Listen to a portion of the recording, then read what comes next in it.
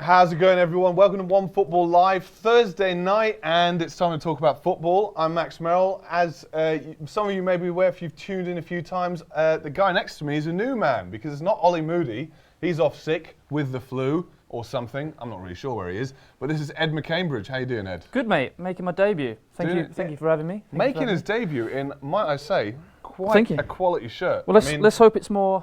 Let's hope it's more Wayne Rooney, Man United than Jonathan Woodgate, Real Madrid. That was a debut and a half, wasn't it? I mean, both of them in their own way, crazy Wonderful debuts. Yeah. Wonderful debuts. Wonderful for the headlines. But yeah, nice little green number. I've gone today. retro. Englishmen in Germany trying to sort of, trying to fit in. That's it, mate. Trying to secure something for Brexit.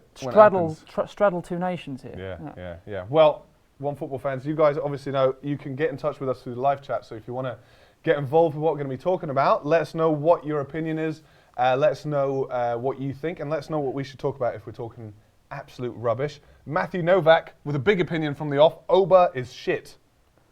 Okay. We're going to be talking a bit more about Aubameyang. Yeah, a little bit. Yeah. No, Ryan, you are fat. I'm probably some guy Ryan called someone fat. Ryan O'Meara. Banter there. You've come in mid banter. We've got Ryan O'Meara, nice one. Pirate Pokemon Go. Santiago Vergara, Terrace Met 276. Luke Up North, I remember you, Luke Up North, doing well to get in here. Hello, hashtag early squad, nice one. Hamza Kamasi, yes guys, nice one. Very inventive spelling of guys there, by the way. Who's saying shut up? Don't say shut up to us. I think you're saying shut up to each other, actually. Xavier Santiago giving us a little kiss. Well, yeah. Maybe right back Xavier, at you, Xavier. You want to subscribe to our YouTube channel, you get lots of love from us, all kind of football-related content, of course, as you can expect from the One Football app, which I'm sure you guys have already downloaded, and a little bit of a kiss here. Look at that. From Messi and Ronaldo. Look at that. It's proving that we can all be friends at the end of the day. Lovely stuff. Once you subscribe to the One Football YouTube channel. Easy. So, we're going to be talking about Liverpool-Chelsea on the weekend. We're going to be talking about Ozil. Where's he going to go? Barcelona? Schalke? Probably not. Let's face it, that's not Tuchel, Thomas Tuchel. What's up with him? Is he going to take over from Peter Bosz? Unlikely. Well, yeah, I want to know. Yeah, and later on we're going to get our tactics expert Matt Fröhlich to come in. He's going to chat all things Spurs with us. He's a big Spurs fan, Dortmund, and we went on about a couple of things, didn't we? We did. We rabbited on a bit, yeah. Yeah. So Matthew Novak here saying, no, seriously guys, even though Aubameyang scored 31 goals last season, mostly were tap-ins. Let's talk about Aubameyang then for a second, because Dortmund aren't doing too well at the moment in the Bundesliga, not doing too well in the Champions League. I mean, they have 2 points in the Champions League, and those against Nicosia. Yeah. You'd have thought those would be 6 points. That shouldn't be 2 points, exactly. They haven't won in the top flight since September. Yeah. And I mean, the crazy thing is they started so well. So I mean, they were top of the league just before Jupp Heynckes came back, and it looked like they were going to put up a serious challenge to Bayern Munich this season. So it's really gone bad, hasn't it? Let's face it. And Peter Bosz is in big trouble before the derby this weekend. Yeah, I mean, the thing is with him, like if they do sack him, it's the classic scenario of who do they replace him with, because I mean, you have that situation with West Brom right now and Everton. Yes. What are they doing? Well, and what West Ham just did. I mean, David Moyes. I mean, it's just such an Man United fan. It's such an uninspired. It's such an uninspired decision. It's mad. So I mean, I think sacking Peter Bosz now would be a bit of a nuts decision, because there's it's the middle of a a match day sort of part of the season. We've got a while to the January transfer window. Someone's just going to be left with a squad that's short on confidence, and there's not really any obvious choices out there, is there? Yeah, no, I don't think so. I mean, you could argue maybe Jurgen Klopp getting sacked by Liverpool, then he'll go to. Oh, that's too early. Too early for that talk. Yeah, Thomas Tuchel. They should just get Thomas Tuchel back. Last season, I mean, they were in a group of death this season with Real Madrid and Tottenham. Last season, they had Real Madrid in their group. They finished top of the group, 14 points in 6 games, undefeated, and finished second in the league and won the cup final. So not a bad season. I know he's a bit of an annoying guy, but can you just not bear it, maybe, and not sack him? I mean, Aubameyang loved him, and Aubameyang, maybe passed it. Just quick, a few questions. Owen Tully, how long will you guys be live for? And Ryan, answering it for me, 1 hour. We're going to be here for an hour, guys. We're going to be giving you all kinds of chat about football. And we've got a shout-out request, I think, from Gaming Football King. Zach v. Zach, he's right. I mean, there's music to my ears. He's saying, Copper 90 ain't got squat on One Football. Yeah. That's real. It's good That's to the hear. real stuff. That's good to hear. Subscribe, guys. Get involved. And yeah, we've got a good question from that boy Steve Barton. He says, "What do you think of the pedestrianisation of Norwich City Centre?" Not something we're going to be covering tonight, guys. No, let's. No, you're right. Let's not do that. Not something we're going to be covering tonight, but maybe on our Norwich City Live. No, I'm just joking.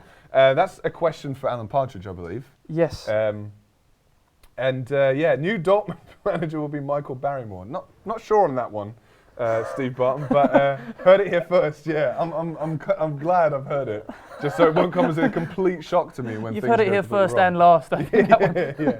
Yeah. But I mean Dortmund. I mean Aubameyang for me. The thing is with him is 28. Complete change of transition there. Let's get away from that one. Yeah, the pedestrianisation we could deal with later, but. Aubameyang, I mean, let us know, guys, in the comments what you think. Is he world class? Is he going to get his big move that he seems to want? He seemed to want it last season when he won this trophy. 31 goals in the Bundesliga to be top scorer.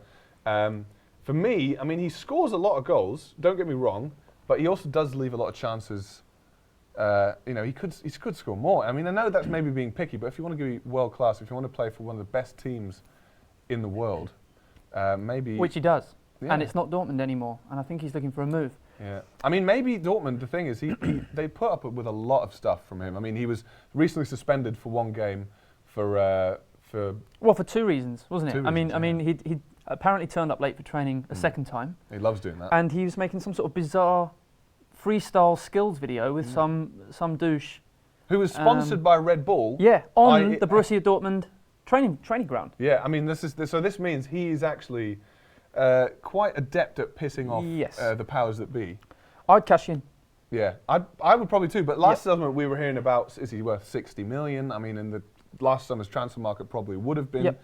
I think now is about the only time he's going to be worth anything near that again, because I think he's proven himself to be, not a trustworthy character around the training ground. I mean, he's not behaving very well. He's 28 years old, which isn't old for a player. I mean, he's still in his prime. He's having a bad season. He's still got, I think, 10 in 11 games or something like that. But he's really gone off the boil. He's not been scoring in his last few games. Before obviously the match against Spurs, and he's just he's just causing too many problems. And I think a quick striker like that is going to end up losing his pace sooner rather than later. By the time he's 30, 31. Yeah, I agree. He'll have slowed down and he won't be the same striker he is. If I were them, I'd cash in now. Yeah, I agree with you on the pace thing. That's his biggest weapon. He's 28. He started off as a winger. It is genuinely surprising and impressive how good his finishing is, considering he started his career on the wing. Yeah. But he is really reliant on that pace. Owen Tully here thinks he's a good player and he needs a better team around him. Well, I mean, if he scores 31 goals in 32 games with largely the same team. I mean, Dembele's gone. Obviously, that was a big loss, but yeah, and I mean, Dembele, I think made a big difference because he wasn't. People didn't have him on his on their radar. Defenders didn't really have him on their radar at the beginning of the season, and he was just amazing. He just ripped them apart. Just hit the ground running. Absolutely brilliant. Yeah, brilliant. Yeah. So I mean, let's go to a player now who I think, could surprise many with where he goes next. I've got no idea what he's going to do. I'm starting to think he might just stay and extend his contract at Arsenal. I'm talking, of course, of Mesut Ozil. Mesut Ozil, yeah.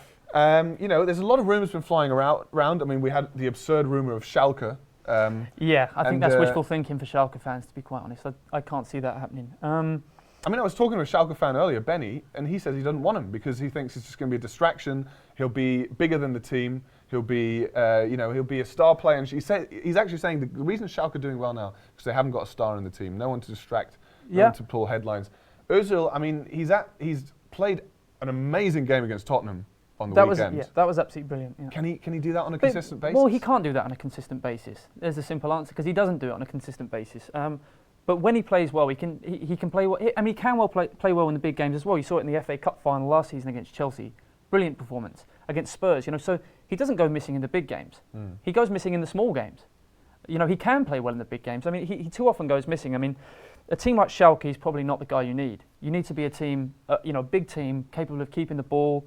Someone like Barcelona, obviously, the German national team, because he's like a luxury addition, like a high-end addition to a team that's playing really well. Not, with all due respect, a team like Schalke, who won't breeze through every game with 70% ball possession. So I don't think he'd be a good choice for Schalke anyway. Yeah, I mean the thing with Barcelona is, as you make the point, they are a team that keep the ball a lot. They have it a lot. He doesn't really. That's not his game running off. He's not like Sanchez who pound the ball down. I mean, he did it against Tottenham, but that's because he got motivated for the big game. Maybe he's trying to put himself in the market. And I mean, I could see Barcelona happening just pure and simple because it would suit his game. And what a signing for them, because he will there. I think he'll do well there. I mean, he'd probably get 20 odd assists, maybe even more goals. He doesn't score that many goals for someone who's so advanced up the pitch. And at Barcelona, I mean, he's been in Spain before. He knows the drill. It's not like the Premier League. No. There's a few games where you can play with a handbrake on. You know what I mean? You don't really have to. I think you're right on the money there. I think Barcelona would be an ideal solution. Obviously, for everyone would win there except Arsenal if he goes for free. But if Arsenal can cash in January, I don't see him signing a new deal, although I'd like him to. I think he needs to go to a team like Barcelona. I think he needs to be really careful about the team he picks, because he needs to be, like I just said, a high-end, addition to a team that's really capable of keeping the ball. Barcelona would be great. Yeah. I don't think going to a club, even like Arsenal again, that can struggle in big games, will be good for him, because his reputation nosedives when he doesn't run enough. Well, let's go through a couple of comments. Lakshya, who's there a lot of times, he says, "Hello, Max. Hi, dude. How you doing? Long time no see. I've been gone for a couple of weeks, but it's good to see you back in the chat." Kay Fletch says he hopes Ozil stays. So imagine you're an Arsenal fan. Me too. Crazy Central says Arsenal is going to die now. That's a bit macabre, but I mean, it's a bit ominous. Yeah. Path Tajana says, "Hi everyone." Hi Path, or Tajana. Don't know which one you prefer. Ozil's almost 30. He said years ago, before he retires, he wants to go back to Schalke. Yeah, but I think he might want to. I think what's he now? 28. I think he might want another 4-year deal somewhere. Yeah, I think so too. I mean, he can take a lot of money somewhere else as well. Let's not pretend that's not going to be a factor. And Schalke could probably offer us a fine wage, Max. But if you measure Ozil, it won't be enough. Yeah. But I mean, and that boy Steve Barton saying Ozil won't head to Barcelona. He reckons it'll be Dybala who'll be their next big signing. I could see that happening as well. I mean, another option for Ozil, which has been bandied about a little bit, is Manchester United. There were sort of the usual rumour mill of he's already told his teammates, blah-de-da-de-da. I mean, I think at the moment what the agent is doing is just popping a couple of stuff in the papers and feeding the machine. But Jose Mourinho and that previous working relationship between them, that worked really well. Yes, Mourinho liked him a lot, which you think he's not really a Mourinho type of player. Not really. Because Mourinho even likes his number 10s to be real workhorses. But, I mean, like you just said, I love this whole, he's already told his teammates he's leaving. I mean, surely those rumours are nonsense. Why would you do that? I think that's garbage. But I don't think the Man United rumours are garbage. I just like that kind of rumour because my dad's an Arsenal fan, I'm a United fan. I'm quite happy about it. He's told his teammates. Do you really think that? I'm off to United, lads. I doubt it. But yeah, I can see the Man United move happening. Just because of the link to Mourinho. I think Mourinho just loves to get one over on rivals as well. So if he could just pluck Ozil off Arsene Wenger, for that reason alone, I could see him doing it. Yeah, I mean Owen Tully. I mean, Kay Fletch saying Ozil could replace Iniesta. That kind of let's look at the question of where did I see it? Yeah, Owen Tully. He was saying, where would Barca play Ozil? Kay Fletch reckons he could be in that midfield three where Iniesta is now, because he doesn't really play on the wing that much, Iniesta, anymore. No. He does occasionally, but where would you play Ozil at Barcelona? Well, I mean, if you were going to play him deeper, I mean, Iniesta doesn't play right behind the striker. He plays slightly deeper, starting moves from that sort of, not right in front of the defence, but, on the halfway line. I mean, I think, obviously, Ozil has the talent to do that, but I don't know if he's really industrious enough to run enough for that position. So I don't know if that's the right place for him. I think he needs to be positioned either just off the striker or he needs to push further forwards. He could play on the left. He's done that a few times for Arsenal, but I think obviously everyone knows his best position is a number 10. So if he's going to join Barcelona, it has to be behind Suarez, for example. Tom North providing us with a quite entertaining and little bit of a left field rumour here. Vardy to China. I don't really see that happening, mate. But a player who's been linked to China lots of times and may just end up there, that we were discussing before, Pierre-Emerick Aubameyang. I mean, it's a real big question for me. What is he going to do next? Where's he going to go? Is he going to stay at Dortmund? And we're going to have a little look at our Onefootball expert, our resident Onefootball expert, Ollie Moody. He's been putting that question to himself, and he's having a little wander. Let's see what he comes up with.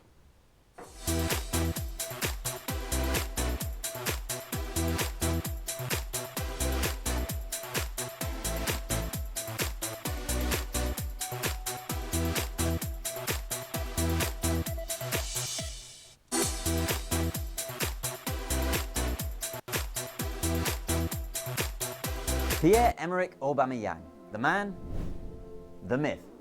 The superhero of last season and alleged hot summer transfer target has entered a winter of discontent at his current employers, begging the question of Dortmund, when is the right time to sell a 28-year-old Spider-Man who appears to be losing his grip? Dortmund have proven themselves to be both shrewd buyers and willing sellers. Now club suspensions, unauthorised film shoots, masks, nightclub photos and continued talk of interest from the Premier League in China add up to some sort of decision time for club and valuable player. But if we seek to find the answer to Dortmund's buy or sell conundrum, you have to answer a few more questions yet. Such as, where did the rumours of interest from the likes of Man City, Real and PSG actually come from? And was it real? If he's 28, is now the perfect time to sell? And can Dortmund afford to wait until the summer? And how much will he even be worth after another 6 months of suspensions, unauthorised film shoots, nightclub photos and weird flights to Barcelona? And does all this ignore the biggest, dirtiest, I'm afraid to even ask, Oba question of all? Is he really, genuinely 100% Madrid, Barcelona, Manchester style world class? Or just very good? The case for world class is not hard to make and is underpinned by some really good, actually great goal-scoring numbers. Pierre-Emerick scored 32 times in the Bundesliga last season to take the Torjäger title ahead of Robert Lewandowski. That alone should answer the question, and yet, when you ask most people, the answer still seems qualified. Yes, he's fast as hell. Yes, he scores a lot of bloody goals, a shitload in fact. Yes, his car is insane, and his hair, and his clothes. He's difficult to manage, which is what stars are supposed to be. It's kind of all there, but somehow he's everything we want in a striker and all-round famous person. The other side to our with plenty of caveats. He likes to travel in between games without the club's knowledge. He works for brands in commercial competition with his employers. He can't get to training on time in spite of that fast car of his.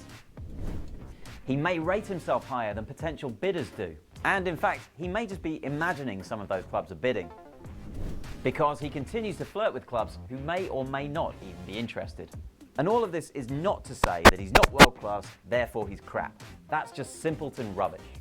The point of this complex list is to show that much like Spider-Man, it's hard to pin down his worth as a character and a player in 2017. He's real, but living in a strange world. Arguably, each new episode gets less interesting than the original blockbuster that captured the world's imagination. And at this very moment, Dortmund and all football fans are wrestling with a bigger question of what's he worth once you take all of that into consideration. After scoring 46 goals across all competitions last season, some are oozed Aubameyang news, rumours and big numbers. Some as high as 60 million euros. Neymar set the benchmark, but that was real and actually happened.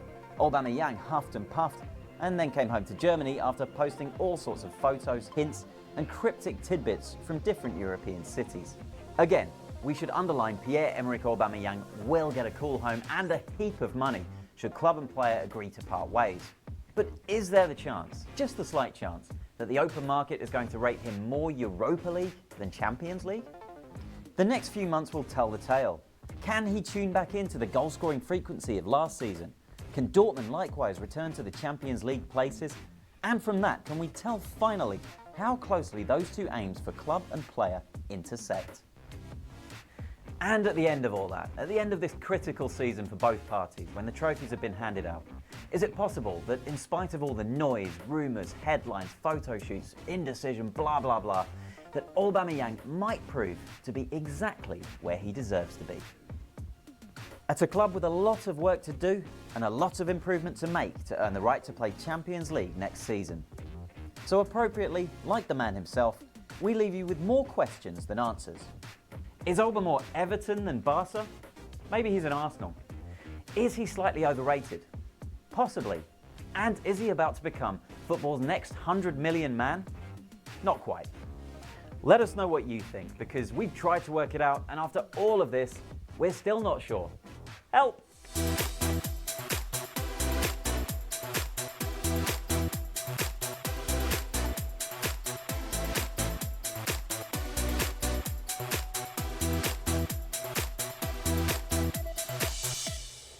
I mean, Aubameyang, more questions than answers, really. I mean, he's an enigma, the boy. He doesn't know what he wants, and he doesn't know if he's world class. We don't know if he's world class. I don't think he is. We can't decide. Yeah. Tricky one for Ollie. Nice one to tackle it, but I mean, Ryan here reckons if he goes to China, he will have lost in football. What do you reckon? Is that the case? Yeah, well, I mean, let's not lie. If you go to China, it's pretty much... I mean, unless you're slightly younger, like someone like Oscar, for example, who said he's definitely going to come back someday. You know, he's definitely keen to rejoin some of the big league. But if you start getting 28, 29, 30 and you go to China, I mean, you can kiss goodbye to any sort of big comeback, because I think it's just going to be too late. You're going to be playing against such inferior players, usually with, you know, inferior managers. I think that's a kiss of death moving to China. Well, I mean, it's a tricky one with him. I can't see him going to a top club.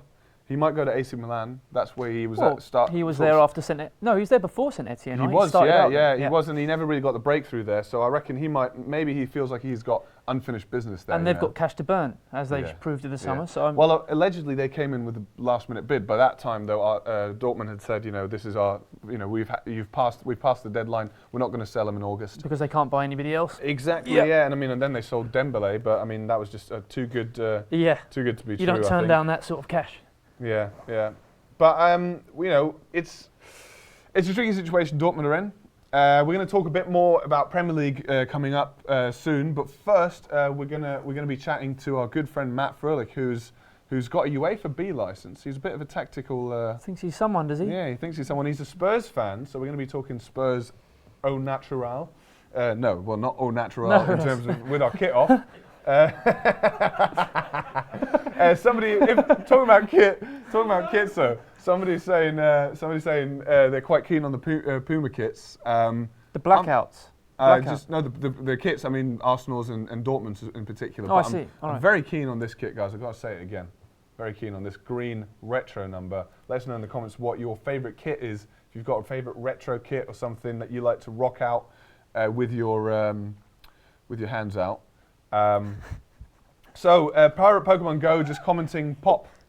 Yep, that's a good contribution. Back to you, sir. So a lot of people talking about Spurs now. So let's go and introduce Matt Froelich. He's going to join us on the couch to talk all things Spurs and all the other burning questions we have for our man Matt.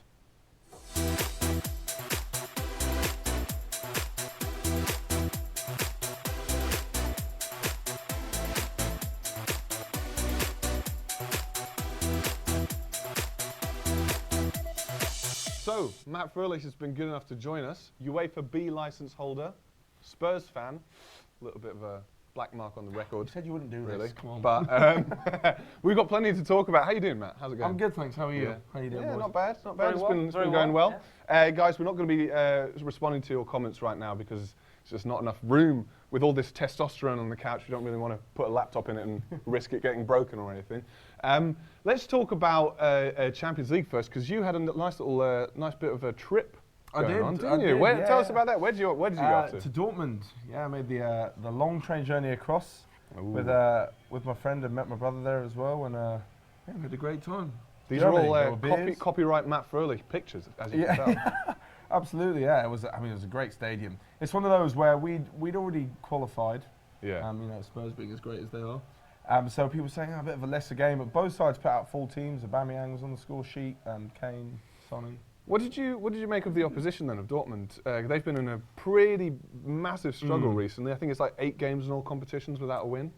To be honest, they weren't as good. We played them, I think it was 2 years ago in the Europa League, and they completely tore us apart. And we thought they were amazing. Even earlier this season, I know we won at Wembley, and they were still, really good. You could see sides of a really good team. I mean, he started so well this season, Peter Bosz at Dortmund. They started really, really well, and now, they just look pretty shot.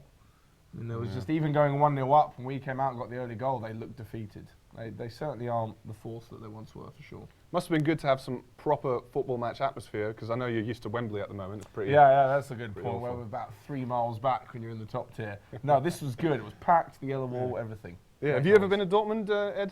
Never been to Dortmund. It's on the list. I definitely like to go. This weekend would be very nice to go, obviously. It's a cracking stadium. Yeah. It's a shame what's going on there. I mean, let's talk about Dortmund for a second though, because we're all living here in Germany. We're noticing the crisis. I mean, is there any reason to keep Peter Bosz? Is there any sense in keeping him? I think a loss in the derby against Schalke and he's in trouble. I mean, I'd actually personally keep him on. Yeah. Even after a loss in the derby. I don't think he's been given enough time yet. I think it'd be really harsh to fire him now. I know that it's been an awful run of results, but he's had a few key players out injured. I just think once he can get Socrates back, if he can buy a couple of good players, a good alternative to Weigl in centre midfield would be nice, because when he's off his game, they play awfully. I'd give him a little bit more time to the end of the season at least.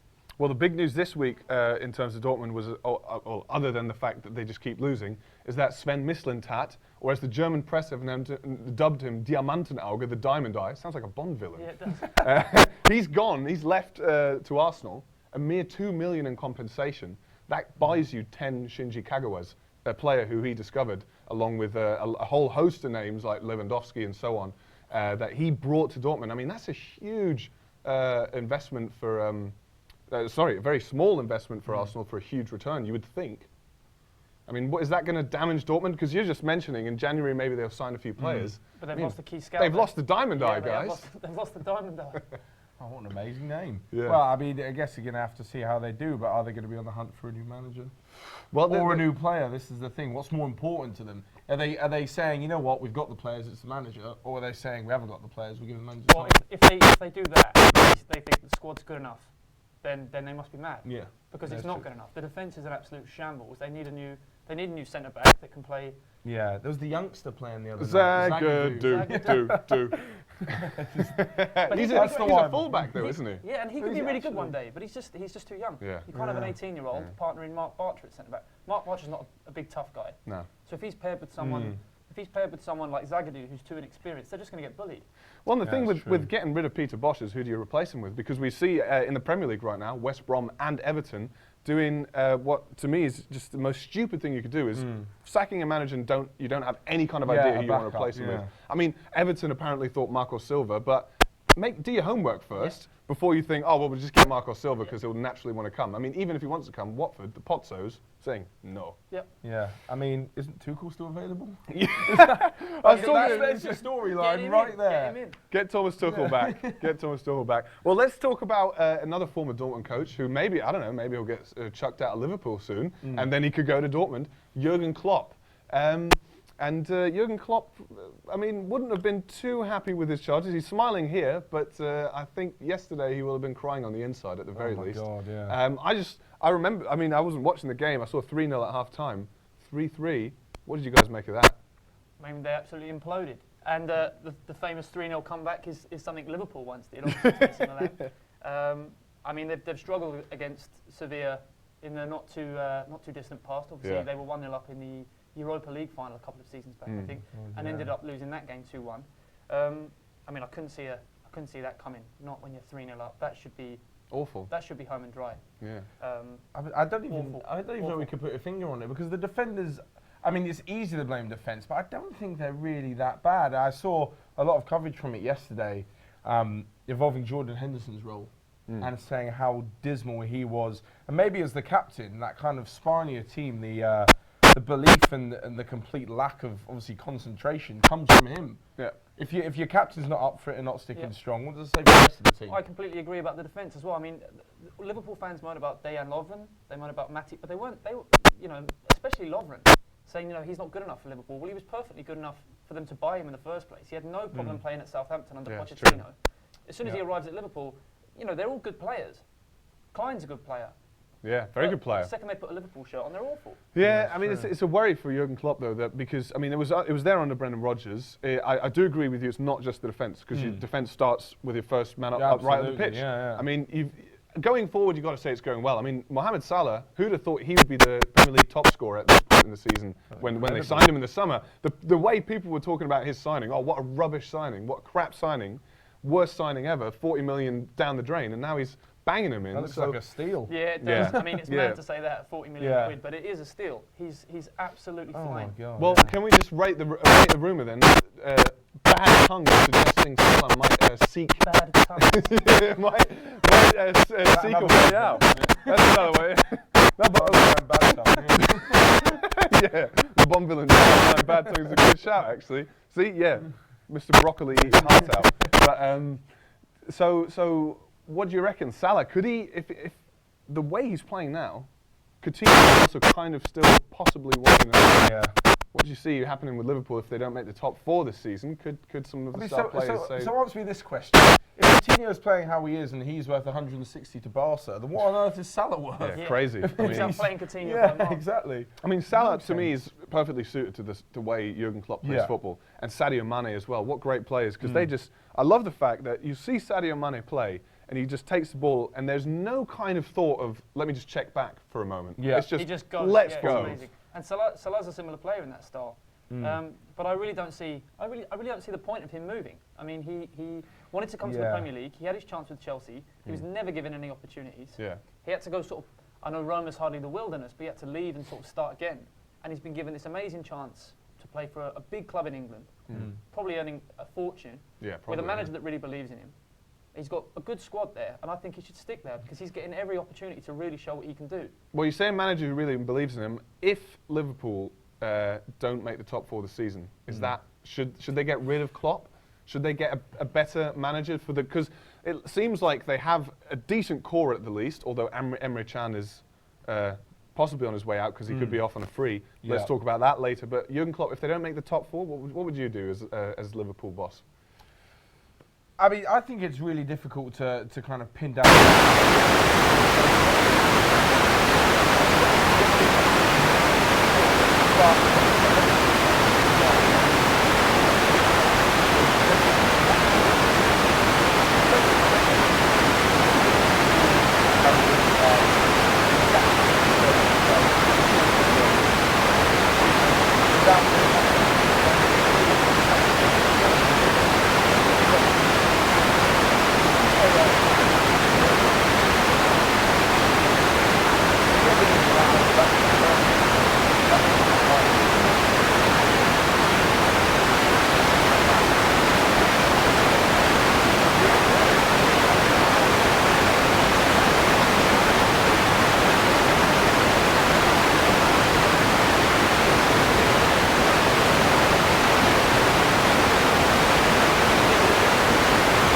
But is that kind of what bails them out at times? The Mr. Nice Guy charisma bomb? Yeah, I think it is. They love to see him cuddle the players after the game.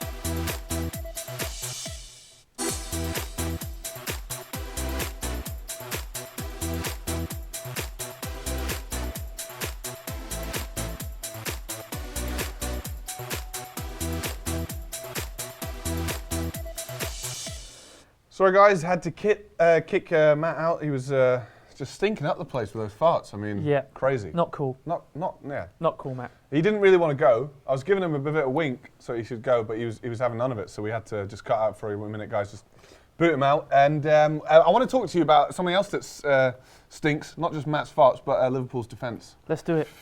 What is going on? I mean, we're looking ahead. Now let's look ahead to Liverpool-Chelsea. In a minute, actually, guys, we're going to do a quiz with you guys. Some outrageously named football players. Are they real? Are they not? And but first, I want to talk about Liverpool-Chelsea and Liverpool's defence. I mean, 3-0 up against Sevilla, 3-3 at the end. Is it just their centre-backs? What's going on? I don't think so. I think Liverpool are one of those teams where everybody has to press together. They do this Jurgen Klopp's famous, gegenpressing, and I don't see it being the defence's fault entirely. The defence isn't very good, but they're not bad players. That's the thing. Individually, it's a good defence, but for some reason, whenever, like we said, they put a Liverpool shot on, something just goes awry. But I think the real problem is a lack of tough tackling screens in front of the back four. It would really help them. Jordan Henderson's not really that sort of player. No, and I mean, I don't really rate him that much. I mean, Fergie didn't rate him, and he runs funny apparently, doesn't he? He runs funny. Yeah, he's a. But I mean, if you look at Tottenham, for example, they can have Dembele and Wanyama or Dyer and Wanyama. I mean, these are big, tough players. Same with Chelsea. Okay, Kante's not very big. Yeah, but he's tough. He's physical. He's tough, and Bakayoko's. They've bought another big, tough centre midfielder, and they're not letting goals in. Man United, Pogba, and Matic. I mean, you don't have to be big, like I've said, Kante, but you need someone there to be a real physical force in front of the back four, and Liverpool just don't have that. And I think that's one of their biggest defensive stumbling blocks. Yeah, definitely. And I mean, if we talk about having someone to screen the back four, I mean, they've got Naby Keita coming in next summer. Yes. A box-to-box player. I'm excited. You know, good player. Yeah, great player, but not someone who can screen that defence. Emre Can out of contract, so somebody in the contract office was sleeping again. Yes. I mean, Jordan Henderson, I don't really think he's the man to do it. And I think that's probably their biggest transfer target. They have to find someone who can really, like Wanyama, I mean, Tottenham have got three of them. You know, I mean, Wanyama and Dyer, maybe even Dembele, although Dembele, I think, is more of a box-to-box. Chelsea do as well, if you include Drinkwater. Yeah. I mean, he's really good at screening the back four, especially paired with Kante. We saw what happened when those two were together at Leicester. But yeah, seriously, I mean, Naby Keita's a great signing. I think he's going to really help Liverpool out, but he's not going to transform their defensive game, which is their biggest weakness. So something there has to give. They've got to spend some money on a good screen, possibly a new centre back, because I mean they're never going to win a league. Yeah, I mean with the defence they've got, never. Yeah. Matthew Novak says Dejan Lovren! I don't know if he's blaming him or he's a fan. You're going to have to clear that up, Matthew. They're going to play Chelsea on the weekend. Yes. Now, looking at their results, both teams on a pretty good run at the moment in terms of wins. Premier League wins. If we take Sevilla out of the equation, of course. But then we look at the big teams. Yes. And Chelsea have done all right they won against United. They lost 1-0 against City, not the worst. Which is actually a very good result these days. That's a cracking result. Liverpool spanked 5-0 by City and lost, I think it was 4-1. 4-1 away to Spurs. So, what do you make of that game? Who do you think is going to be the favourite there? They're both coming in good form, but I mean, against the big sides, Liverpool not looking good. No, it pains me to say it, but I think Chelsea are going to win that game. They're playing really well at the moment, like we've just said. I think they've just got too much going forward for Liverpool to deal with. I mean, like we've seen in the past, Liverpool can play, previous seasons a good game against big sides, but they're all over the place at the moment, and I just think this is Chelsea's game, definitely. I'll be surprised. Yeah, I mean, I'd like Liverpool to win because it also just helps United as well. I'd be a little bit selfish there. Guys, in the comments, let us know who you think is going to win. Chelsea are going to travel to Anfield to face Liverpool. Both teams on a decent winning streak. I think it's 3 wins on the trot in the Premier League for Liverpool, 4 for Chelsea, if I'm not much mistaken. And this guy, he got the smile wiped off his face yesterday. 3-0 up and then 3-3. I mean, let me ask you a provocative question. Klopp, is he really that much better than Brendan Rodgers? I like Brendan Rodgers, so I don't think so. Oh, really? I think. Come on. Well, I mean, he is better. He is a lot better. What he did at Dortmund was absolutely amazing.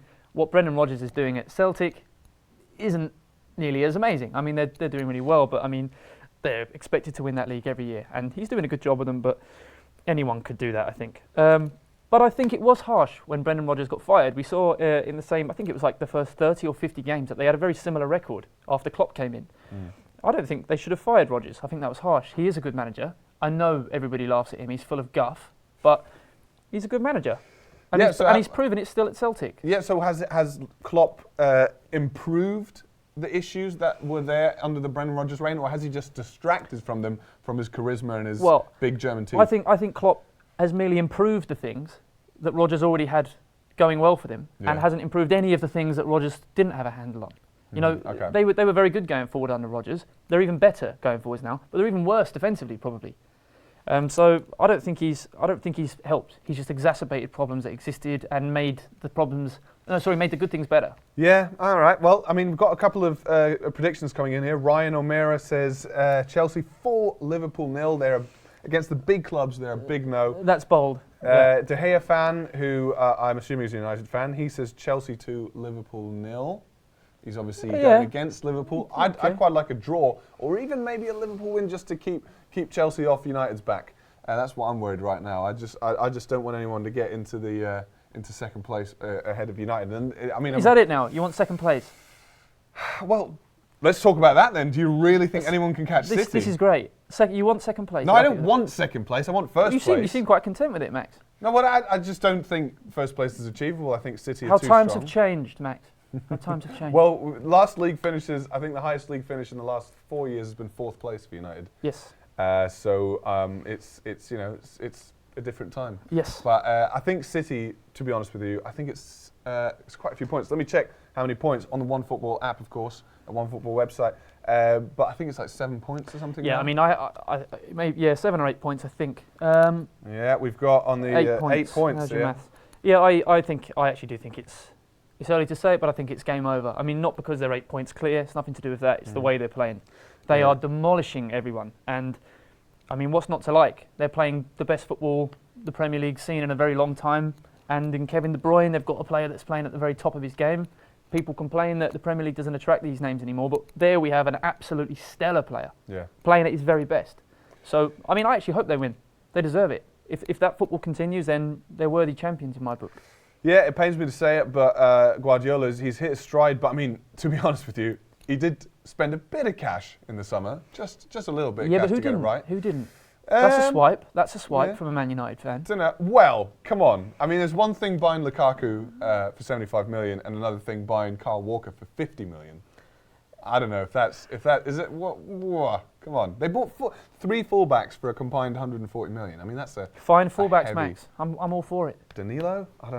I don't know, mate. No, that was a lot of money, obviously. But they're all throwing money around, so I don't think we can beat City with the money stick, especially. But I mean, if you look at the Champions League now, 2 favourites for me would be PSG and Manchester City, both 5 for 5 in the Champions League, and I mean, they've just both absolutely thrown the money about in the summer. I mean, Pep Guardiola, he's used to winning. I mean, would any manager struggle with that City side? Well, probably not. But would any manager be able to assemble that City side? I think a lot of those big names are being attracted to work with Pep Guardiola. So, I mean, you could take over the reins now, and with that squad, if you just let them go and play, I'm sure you'd still be in and around first position by the end of the season. But he put the squad together. All right, there was a lot of money, but he knows what he's doing. He builds a good squad. Yeah. Well, I mean, Kevin De Bruyne, like you mentioned, what a player. Probably going to be PFA player of the season. KDB, deserves it, mate. Even, what's a baller? Let's go through some of the comments then here. Danny Dapple saying, why haven't they spoken about mighty Fulham?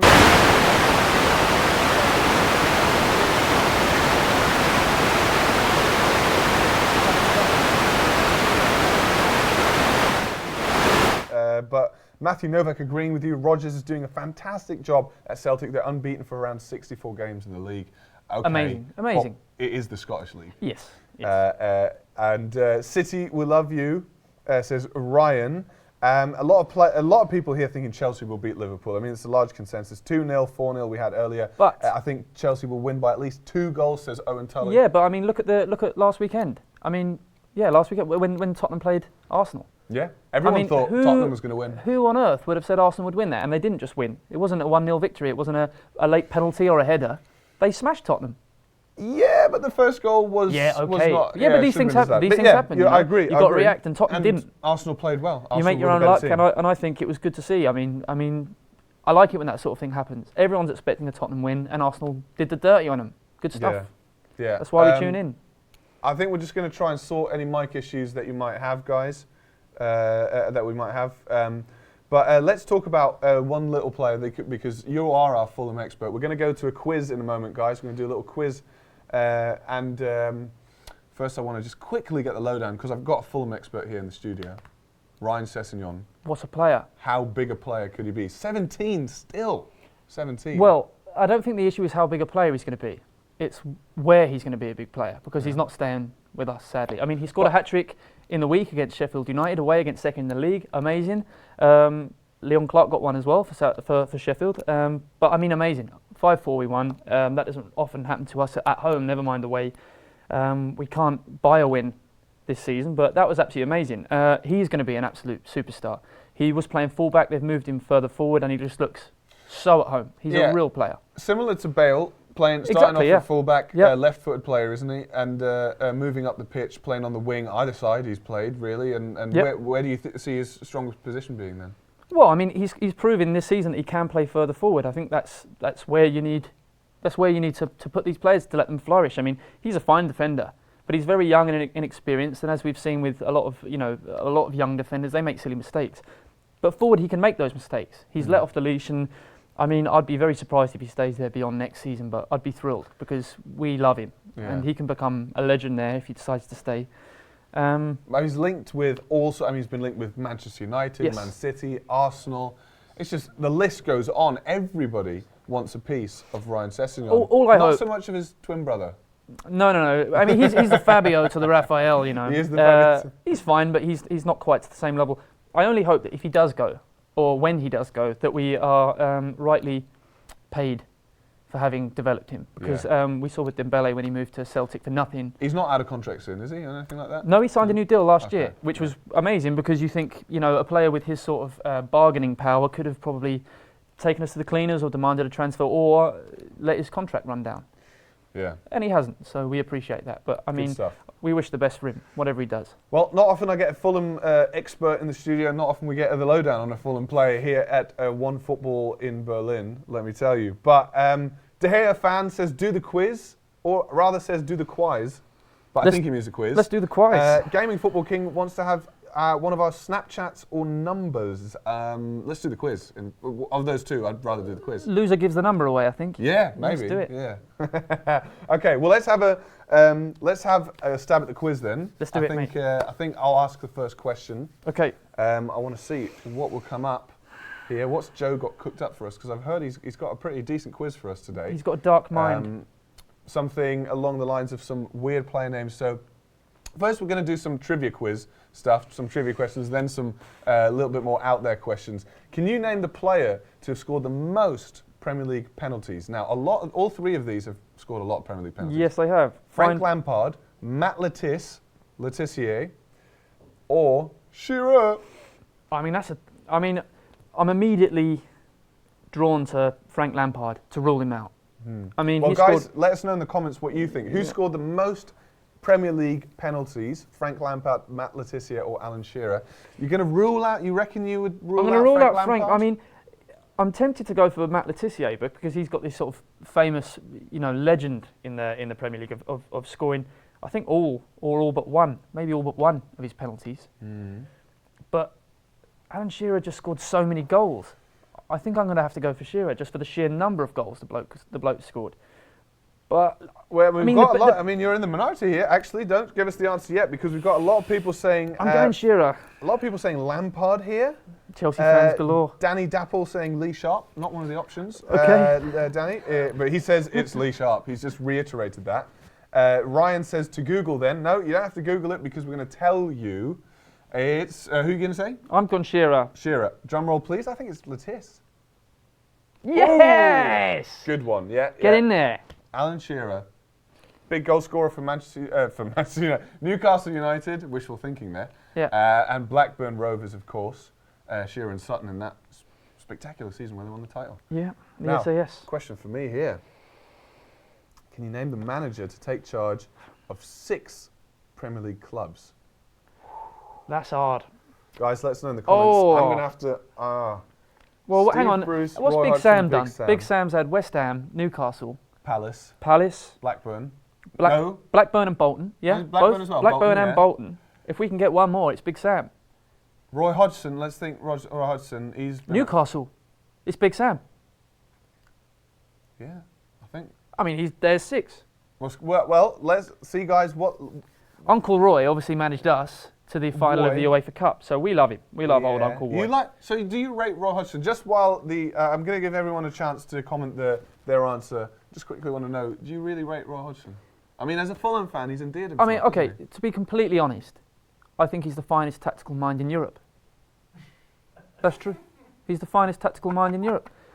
He's the finest manager in the club's history. And in Fulham's history, all right, I'll give you that one. And a true legend. There's your answer, mate. True legend, right. Very tired PM says Arsene Wenger. Well, you're a bit too tired, mate, because it's not one of the choices. A lot of people saying Big Sam. I think we spelled it out for them. It's got to be Big Sam, right? We smashed it. Yeah. Got to be Big Sam. Big Sam. Come on. There we Sam go. Big Sam. Big Sam. Nice one. 2 for 2, mate. Yeah. Well, let's go to the next round of the quiz. Question for Ed this time. Can you name the Premier League team by their all-time top scorer? Oh, that's awful. Carlton Who's that? Cole. Oh, shame on you, Premier League club. Well, that's rubbish. Oh my! Time? That's terrible. That. Well, who's he played for? West Ham. Yeah. Chelsea. Well, it's not Chelsea. No, that's Lampard. It's got to be West Ham then. Are we missing something and he's played for someone else? Surely someone scored loads for West Ham. I can't think of any other clubs off the top of my head. We've got to go West Ham. Canio's didn't score more than Carlton Cole? That's all. I mean, that is truly awful. He might have scored a lot in the Championship as well and stuff, you know. Premier League. Oh no, Premier League team. Yeah, he doesn't have to be in the Premier League. We've got to go West Ham because it's not Chelsea, and I can't think of another club. Ed's going for West Ham. I am. It is West Ham. That is unreal, though. West Ham's Sex, drugs, and Carlton Cole, mate. That's it. West Ham's actual top goal scorer. That's unreal. Sorry, this isn't. What is Yoda's first name? This one's for me. Minch, Menchula, or Gary? Someone's trying to make me lose. I mean, it's not Gary. I can only assume this isn't the Star Wars Yoda because this doesn't belong on a Onefootball quiz. Well, so who did Yoda? It might be the Star Wars Yoda. It is the Star Wars Yoda. So. God, we were scraping the barrel for questions today, weren't we? He was a famous West Ham fan. He was a famous West Ham fan. Yoda. Carlton Cole got him into the club. Oh, Cole, yeah. Mate, that's all Score you must. That's all you. Minch Yoda, Menchula Yoda, Menchula, Minch. Minch sounds dangerously close to Minge, so I'm not going to take that one. Well, this is your question, but I'm going Gary. I want it to be Gary, but I think it's Menchula. What do people think? De Gea fan says Minch. RRP says Menchula. I'm going Menchula. Minch! Matthew Novak. No, Ryan had just said Minch as well. That's a tough question, guys. I would have realistically said really Menchula there as well. Guys. I've got to say, I'd have got that wrong. To the next question. This one here. Gary, very tired PM says, you really wanted to be Gary, but it's not. What was YouTube originally built for? Online dating, Rickrolling, or cat videos? Can we do all of the above? Probably not. I mean, it can't be online dating, can it? It can't be online dating. I have a funny feeling I know the origin story of YouTube, so I've got an idea of which one it is. Well, I'm gonna go cat videos because I mean I don't know if this is. I'm not down with the kids, but I don't know what Rickrolling is. Never gonna give you up. Is that? Never gonna let you down. You know when you got a video and then it's that song. Is that Rickrolling? That's called Rickrolling. Well, let's go for that. Well, it's not that. Give us an answer. I'm going cat videos. Cat videos. I think you might be right. Online dating. What? Online dating. So you would like upload a video and try and chat up birds, and then maybe someone in the comments be like, "All right, I fancy it." Send me a video back. That must be the case. Matthew Novak thought was cat vids. Tobias thought was Rickrolling. Ryan thought was Rickrolling. De Gea fan says I got it right. Sir Muffins thought it was online dating. Congratulations, Sir Muffins, and congratulations on a very good YouTube username, Sir Muffins. Quite like that. Sir Muffins. Now, question for me. Can I name the top scoring Premier League defender?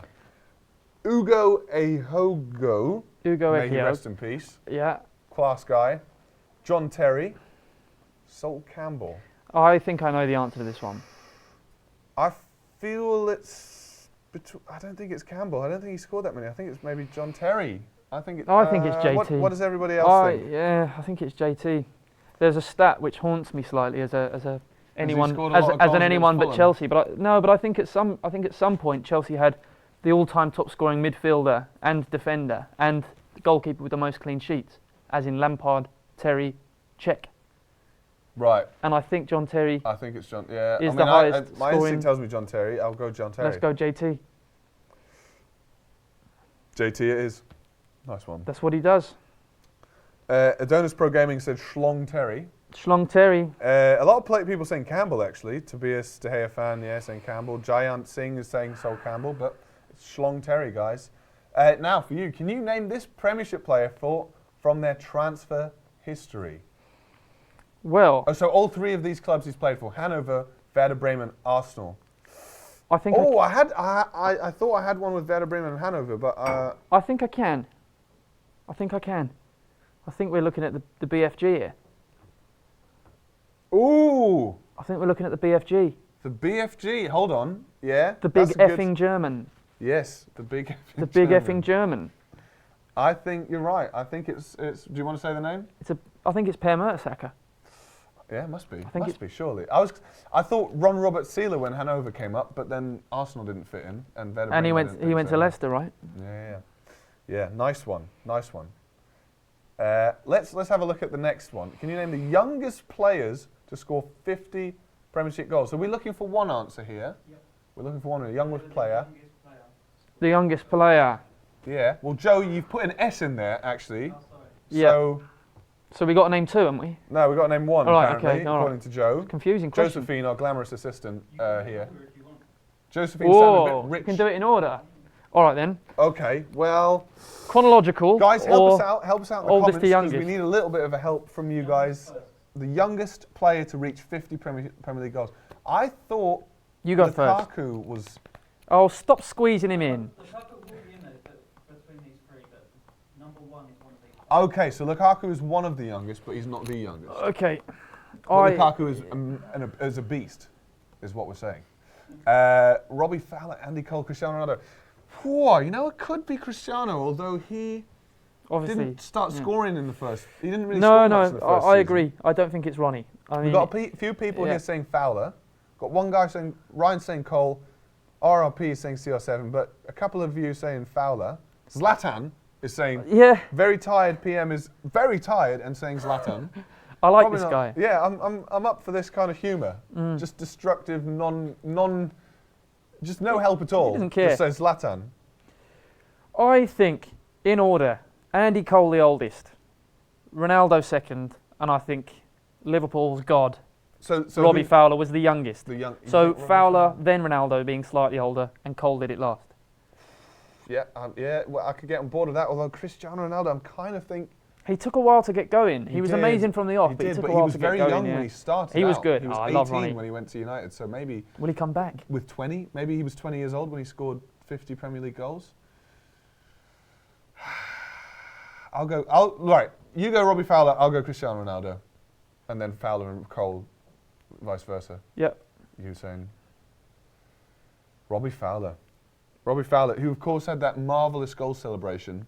Yeah. Where he was smelling the paint. He wanted to smell the paint, didn't he? Just want to see what the paint smells like. Because someone accused him of smelling paint the other day. Yeah, and they said, you can't smell paint, and you don't know how to do that. Yeah, and he proved them wrong, didn't he? Yeah, that was great. Very class player. Robbie Fowler, one of those players who just sort of, career trajectory-wise. Injury problems. Great player. Loved him. Now, Josephine is going to knock up the next graphic. Josephine, please. Can you name the oldest Premier League player this season? Oh, that's great. Ooh. Ibrahimovic, Julian Speroni, Gareth Barry. Julian Speroni still going. Well, I don't know how old Julian Speroni is. I think he is, yeah. I think he's still at Palace. Where was he before Palace, though? He was somewhere else. Mate, don't ask me that. I have no idea. Wasn't he at Reading or something like that? Maybe, I think Reading. Maybe. Wasn't it Reading? I think, Barry's got the most appearances now, hasn't he? Giant has just referred to our paint-smelling celebration as the cocaine-sniffing celebration, so thanks for... thanks for clearing that up. We thought he was sniffing paint. Proved wrong. Can you name the oldest Premier League player 2017-2018? Guys, let us know in the comments. What do you reckon the oldest player? No Googling, no Wikipedia-ing. That's cheating. No WikiLeaks, I kind of want to say, although Julian Speroni feels like he's been around for a while, and he's a goalkeeper, I feel like Josephine here, our glamorous assistant, or also known as Joe by day, is playing a prank on us because goalkeepers tend to be quite old. I think he might be sort of 34-ish. Okay, all right. Ibra's 36, I know that. Well, I think Barry's older than that. Let's go for Barry. He's got the most appearances. He does have the most appearances. Yeah. Let's go Barry. Come on. Somebody's saying here Barry is 35? They're not sure. Somebody's saying Dan Bigger. Oh, that's Sir Muffins. A Yeah, trusted Sir source. Muffin. A trusted source. Let's keep a. Oh, I'll go with Gareth Barry. Barry, we'll go Barry. Come on, Barry. Sir Muffins might have done us though. He might have got. Oh, Julian Muffins! Muffins. Muffins got it wrong as Mate. well, so I don't feel that bad. No, Muffins said he was young. Yeah. Muffins Ibra's was right. 34. Nah, Ibra's 36. So how old is Speroni? Blimey. Dear, we've got another question. Very tired PM is saying, I'm a celebrity, get me out of here. Who's the Real player? Harry Balzac, Cheeseburger, Thomas Fuckett. Oh, that's amazing. Harry Balzac. Harry Balzac. Harry Balzac. Nice. Right, we need some help from you guys with this one. Cheeseburger's amazing. Cheeseburger. Cheeseburger. Could be a guy who's like, I don't know, somewhere in Europe, but then one of his parents was Asian, so he's called because there is a Korean player I think called Chi with first name, so maybe he's called Cheeseburger, and his parents were having a bit of a laugh. But a Real Madrid player, former Real Madrid player, Harry Balzac. Who's the real? A real player.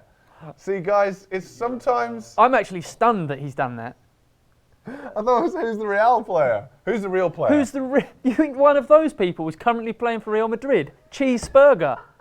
I can't believe what I'm hearing. Maybe Real Madrid B or something like that. I can't believe what's the matter with you? Gaming Football King has solved it. He said Harry Nutsack is a real player. So I'm with Balzac. I reckon it's Balzac. I'm going Balzac. That's a great name. I feel like Balzac is Barry is a legend. He won us our first title. What title? Oh, City. City. Yeah.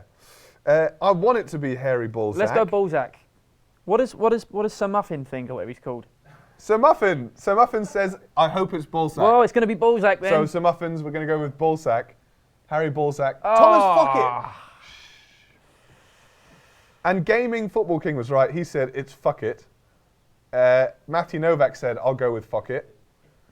Ryan O'Meara says, Fuckett, I remember him 100%. Where did he play? Ryan Fuckett. Brian? No, Thomas Fuckett. Thomas Fuckett. Thomas Fuckett. It's a good name. Joe's just going to have a quick look where Thomas Fuckett played, even though I'm holding a laptop. Yeah, but you don't want to do your dirty work, do you? I'm just going to keep my hands up here.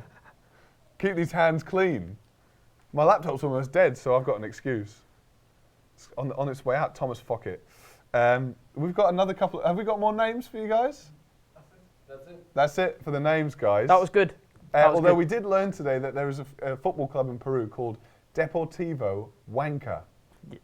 We're getting shirts. And I'm not swearing. We're getting shirts. It's called Deportivo Huanca. We'll be in the shirts next time. We could get a shirt. Come on. Surely they should sell them internationally. He played for Ghent.